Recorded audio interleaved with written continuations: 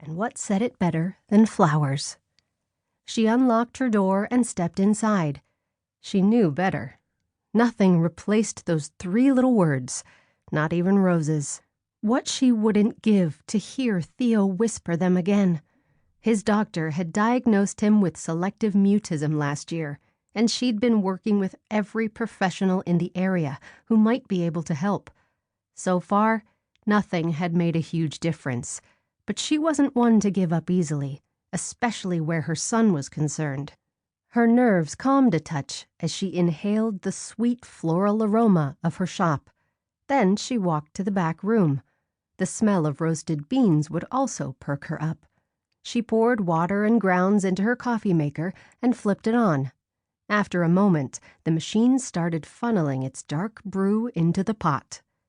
The coffee next door at the Sweetwater Cafe was far better, but that would require running into half the people in town, including Chief of Police Alex Baker, who appeared to have a small addiction to Emma St. James's brew, or maybe for the cafe owner herself. Not that Helona was jealous. The last thing she needed was romance intertwining with her heavy load of responsibilities. When the coffee was done, she poured a cup.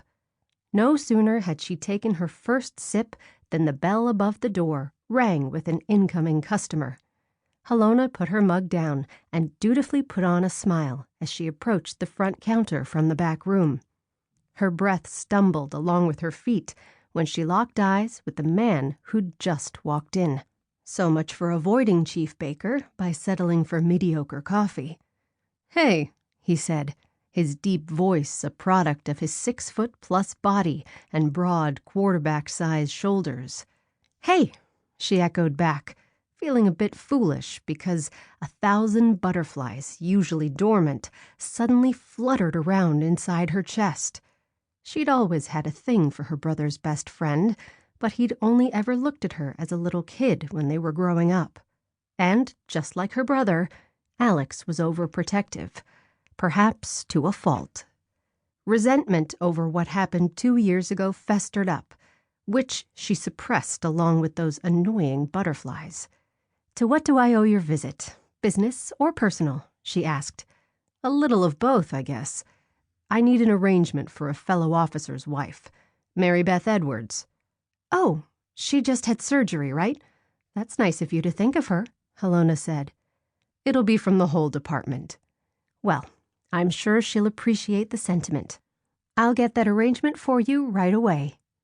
Helona stepped toward her cooler of fresh flowers to get started, feeling the coolness of the air contrasting with the burning of her skin. "I thought I'd grab a coffee from next door while I wait," he said behind her. "Would you like some?" She turned to face him. "No thanks, I've got a machine in the back." "Not the same," he coaxed. "Let me grab you a coffee. How do you take it?" He stared at her from the other side of the counter, his blue eyes shining brightly beneath his rust-colored hair. "Overprotective and hard to resist." "Medium dark roast with 3 raw sugars and a splash of cream," she finally conceded. "You got it. I'll be right back." She watched him walk out of her store and exhaled softly.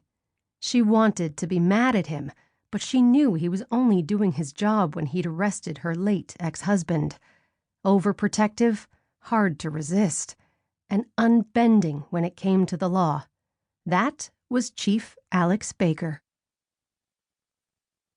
Alex's blood felt electric, and it had nothing to do with the smell of fresh coffee and the promise of its jolt of caffeine.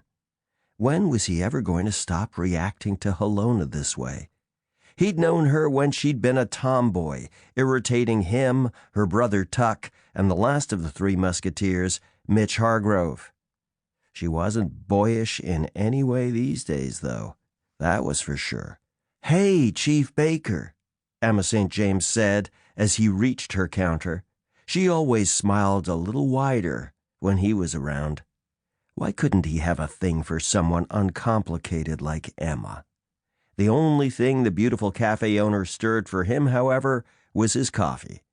Helona, on the other hand, whipped up a variety of unsettling emotions: attraction, need, confusion.